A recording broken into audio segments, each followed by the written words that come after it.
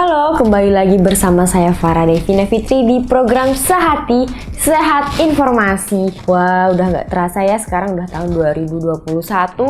Saatnya kita membuka lembaran baru. Nah, jadi program Sehat Informasi pada tahun ini akan memberikan sajian-sajian terbaru. Salah satunya akan membahas yang pastinya ramai di masyarakat, khususnya bagi para kaum remaja dan kaum muda. Nah, jadi karena kemarin kita udah bahas nih tentang sex education, tentang menstruasi, tentang mimpi basah, dan kali ini kita akan bahas dari sisi lainnya, yaitu tentang sisi kesehatan dari segi makanan yang dikonsumsi. Kita akan bahas sesuatu yang menjadi makanan sejuta umat, yaitu adalah mie instan. Pasti ini dari kaum muda sampai kaum dewasa, kaum tua, pasti semuanya suka dengan mie instan. Selain murah, hemat, rasanya juga pasti enak ya dan beraneka rasa. Ada yang kaldu, mie goreng, ada yang soto, ada yang rasa ayam geprek, dan berbagai macam rasa lainnya yang sangat menggugah selera. Nah, tapi teman-teman tahu nggak sih sebenarnya apa kandungan yang ada di balik mie instan tersebut? Apalagi saya tahu banget nih anak-anak mahasiswa khususnya yang ngekos jauh dari orang tua menjadikan mie instan sebagai pilihan utama untuk makanan sehari-harinya. Karena tadi selain murah, ekonomis, praktis, masaknya juga mudah banget. Tapi teman-teman harus tahu nih sebenarnya apa sih kandungan yang ada dalam mie instan. Apakah boleh mie instan itu dikonsumsi setiap hari atau sering? Mie instan itu boleh dikonsumsi asal tidak berlebihan. Karena di dalam mie instan itu mengandung yang namanya MSG atau monosodium glutamat yang merupakan zat pengawet untuk mie instan tersebut. Nah, MSG ini sendiri itu boleh dikonsumsi dalam batas normal.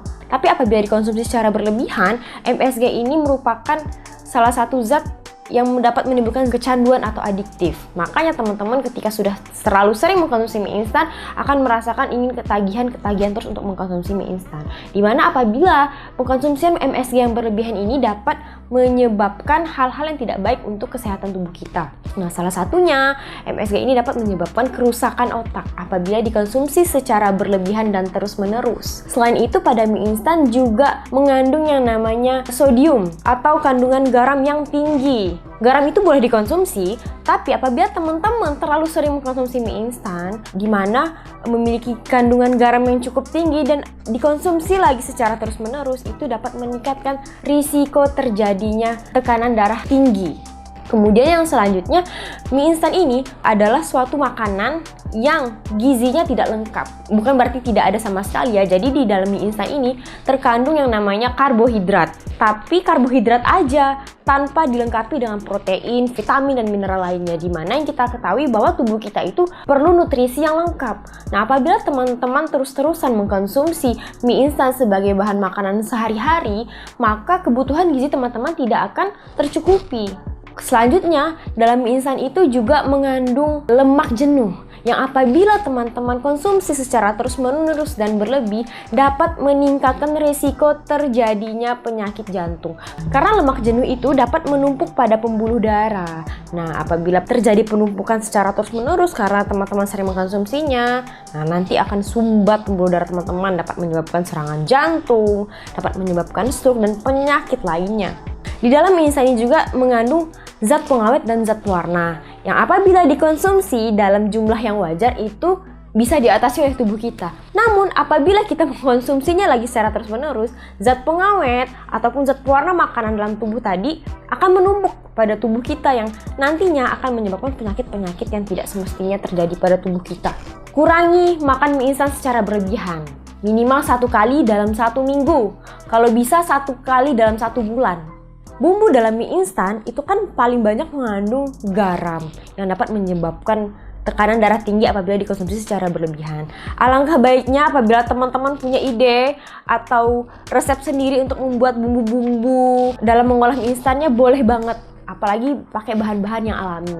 Atau jika memungkinkan teman-teman harus mengkonsumsi pakai bumbu mie instan itu, kurangi jumlahnya, mungkin setengah saja gitu. Karena di dalam bumbu mie instan itulah yang paling banyak mengandung natrium atau garam yang dapat menyebabkan tekanan darah tinggi apabila dikonsumsi secara berlebihan. Bagaimana cara sehat mengkonsumsi mie instan adalah diiringi dengan makanan-makanan lainnya seperti telur, ada sayur mayurnya, atau misalnya pakai ayam. Dan hindari makan mie instan itu berbarengan dengan nasi, karena nasi dan mie instan sama-sama mengandung karbohidrat. Nah, apabila teman-teman sering mengkonsumsi nasi berbarengan dengan mie instan, itulah yang akan menyebabkan teman-teman bisa mengalami obesitas. Karena karbohidrat ketemu karbohidrat. Nah, dan yang terakhir, apabila memang teman-teman suka banget nih makan mie instan, buatlah jadwal seminimal mungkin untuk makan mie instan. Harus dibatasi, dari diri sendiri yang membatasi. Karena memang mie instan ini selain enak, murah, dan praktis, tapi juga banyak kandungan negatif lainnya apabila dikonsumsi secara terus-menerus dan berlebihan. Sekian informasi dari saya mengenai cara mengkonsumsi dan apa kandungan yang terdapat dalam mie instan. Semoga bermanfaat untuk kita semua, apalagi untuk teman-teman khususnya yang anak kos yang menyetok mie instan dalam jumlah banyak. Untuk teman-teman yang memiliki pertanyaan mengenai kesehatan lainnya, teman-teman bisa komen di bawah ini. Dan jangan lupa untuk like dan subscribe-nya. Sampai jumpa!